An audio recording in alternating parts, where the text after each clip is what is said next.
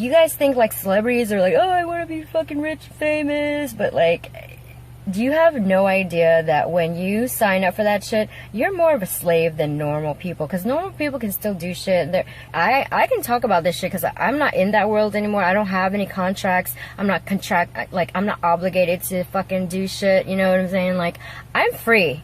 And I left that world for a reason. So, like, you know, I don't have fucking paparazzis harassing me right now on the fucking street with me and my daughter. Like, you know, so life is really good for me. I fucking love it. And, like, I feel bad for him now because, like, you know, I can relate to him a lot. Like, because that happened to me.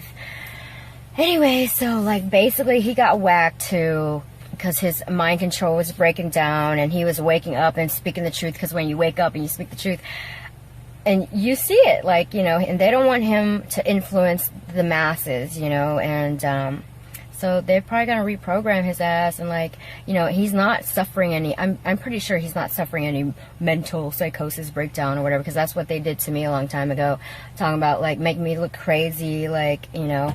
But actually, I was just waking up from the fucking Zog machine, you know. On y va?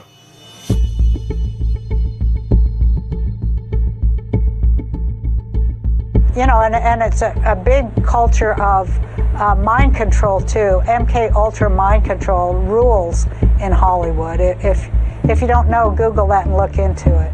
Tout a commencé à la fin de la guerre qui opposait les États-Unis et la Corée. Nous sommes en pleine guerre froide. Lorsque les soldats américains reviennent du front avec un discours positif sur les Coréens, leurs aveux poussent la CIA à réagir. Ces soldats deviennent ainsi les premières victimes d'expérimentations humaines, notamment à base de LSD, d'électrochocs, de sommeil prolongé, afin de leur faire perdre tous leurs repères, toute trace de leur identité, et subir ce que l'on appellera depuis un lavage de cerveau.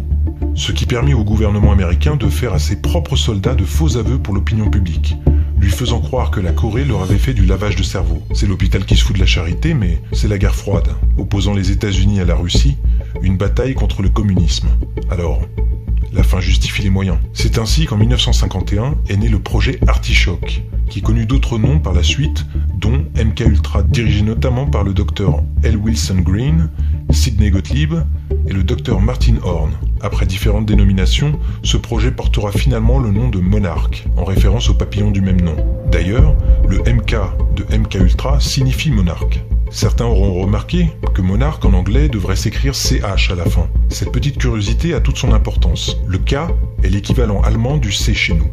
Et si l'on commence à fouiller dans ce programme, on réalise que certaines des personnes qui ont développé ces techniques de contrôle mental sont d'éminents scientifiques nazis récupérés par les États-Unis après la chute d'Hitler.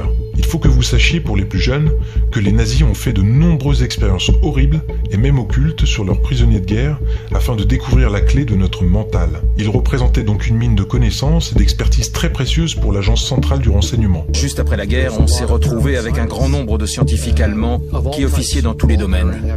Bombardement, énergie, missiles, cinéma, médecine. Et les Français, les Anglais, les Russes et les Américains voulaient tous mettre la main dessus, les ramener chez eux et qu'ils travaillent pour eux. C'est ainsi qu'après avoir monté le dossier Paperclip, la CIA réussit à exfiltrer légalement ces agents nazis. Et les archives montrent bien que des centaines de scientifiques allemands ont été exfiltrés grâce à ces programmes et passés au travers des mailles du département d'État.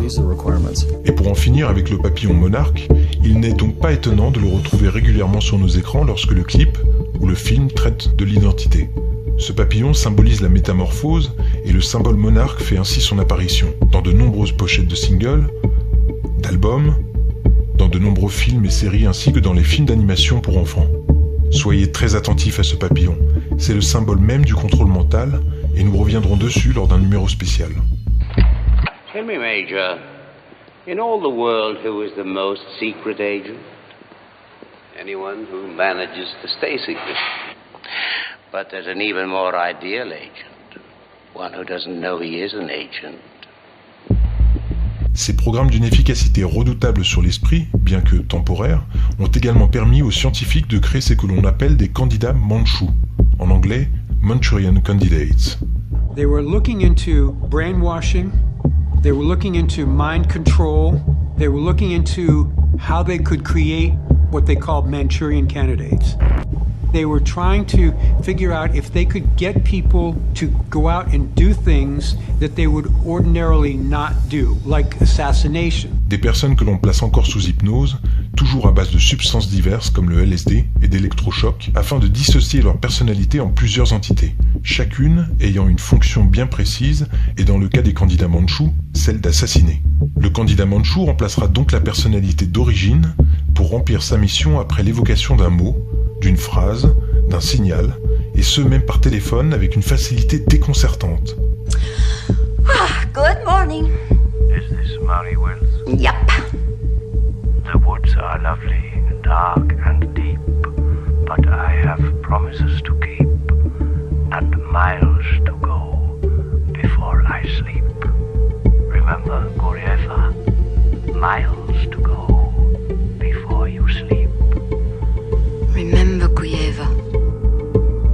Miles to go before I sleep. Celui-ci passe alors en état de transe hypnotique, prêt à remplir sa mission.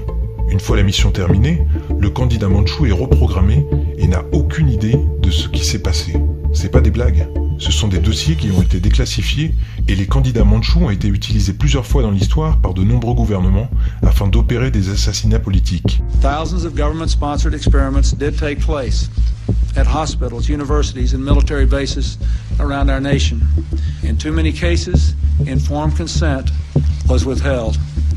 Americans were kept in the dark about the effects of what was being done to them. The deception extended beyond the test subjects themselves to encompass their families and the American people as a whole. For these experiments were kept secret, and they were shrouded not for a compelling reason of national security, but for the simple fear of embarrassment. And that was wrong. So today, on behalf of another generation of American leaders and another generation of American citizens, the United States of America offers a sincere apology to those of our citizens who were subjected to these experiments, to their families, and to their communities. À ce propos, je vous recommande vivement les films Un crime dans la tête et Un espion de trop, qui parlent précisément de ce type de programme. Pour rendre compte du sérieux de cette affaire, sachez que lorsque John Fitzgerald Kennedy apprit l'existence de ces sociétés secrètes opérant au sein même de son pays, il fit l'un de ses plus mémorables discours faisant pâlir les détracteurs de la théorie des Deep States, les États profonds en français. The very word secrecy is repugnant in a free and open society, and we are as a people inherently and historically opposed to secret societies, to secret oaths, and to secret proceedings. And that is our obligation to inform and alert the American people, to make certain that they possess all the facts that they need and understand them as well, the perils, the prospects, the purposes of our program, and the choices that we face. No president should fear public scrutiny of his program, for from that scrutiny comes understanding, and from that understanding comes support or opposition, and both are necessary.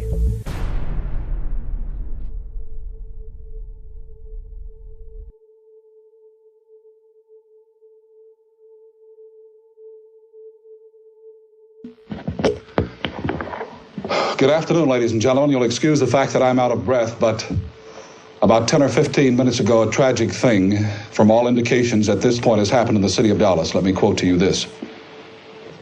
And you'll excuse me if I am out of breath. A bulletin, this is from the United Press, from Dallas. President Kennedy and Governor John Connally have been cut down by assassins' bullets in downtown Dallas. Il sera assassiné 2 ans plus tard par Lee Harvey Oswald, qui ne fut pas un simple citoyen pro-communiste. Non.